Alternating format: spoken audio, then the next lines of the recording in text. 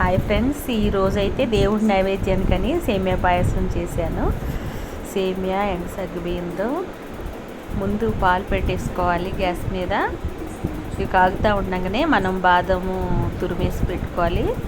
బాదం, జీడిపప్పు, కిస్మిస్లు అన్నీ కూడా రెడీ చేసుకున్నాను. నెయ్యి ఒక 2 స్పూన్స్ వేసుకొని అది వేడైన తర్వాత దాంట్లో జీడిపప్పులు కొంచెం ఇవి వేగనివ్వాలి. వేగిన తర్వాత అప్పుడు కిస్మిస్లు వేసుకుంటే బాగుంటుంది. ముందే వేసేసామంటే వీటితో పాటుగా మాడిపోతాయి అన్నమాట. ఇవి కొంచెం వేగిన తర్వాత కిస్మిస్లు కూడా వేసుకొని వేపుకోవాలి.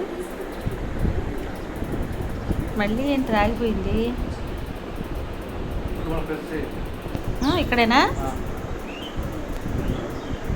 బెల్లం మనం డైరెక్ట్గా వేసే కంటే అలా కరగబెట్టుకుంటే మంచిదన్నమాట. పాలు కాగానే సగ్గుబియ్యం వేసాను.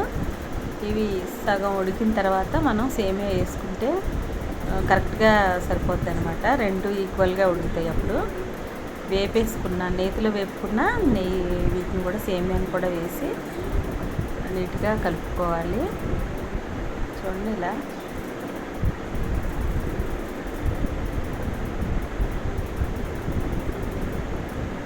ఇవి 2 ఉడకటానికి అయితే 5 మినిట్స్ అలా పడుతుంది. చూసారా, ఉడికిపోయింది. ఇందులోనే మనం యాలక్కాయలు 3-4 చితక కొట్టేసి వేసుకోవచ్చు, లేదా పంచదార యాలక్కాయలు కూడా పొడి చేసి కూడా కలుపుకోవచ్చు. నేనైతే కొంచెం మ్యాష్ చేసి దాంట్లో వేసేసాను.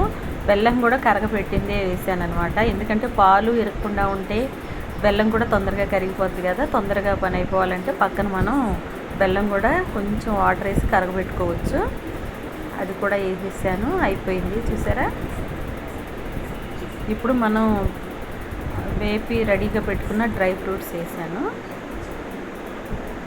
చూడండి, ఫ్రైడే కానీ థర్స్డే కానీ ఏదైనా నైవేద్యాలకు పెట్టుకోవడానికి చాలా బాగుంటుంది అనమాట. నెయ్యి కూడా ఇంకొంచెం వేసుకుంటే టేస్ట్ బాగుంటుందని ఇంకొంచెం నెయ్యి కూడా వేసాను. చూసారా, బాగుంది కదా. మీరు కూడా ట్రై చేయండి. నచ్చితే లైక్ చేసి కామెంట్ పెట్టండి, సబ్స్క్రైబ్ చేయండి. ఓకే, మీకు ఎలా ఉందో కామెంట్ చేయండి. ఓకేనా?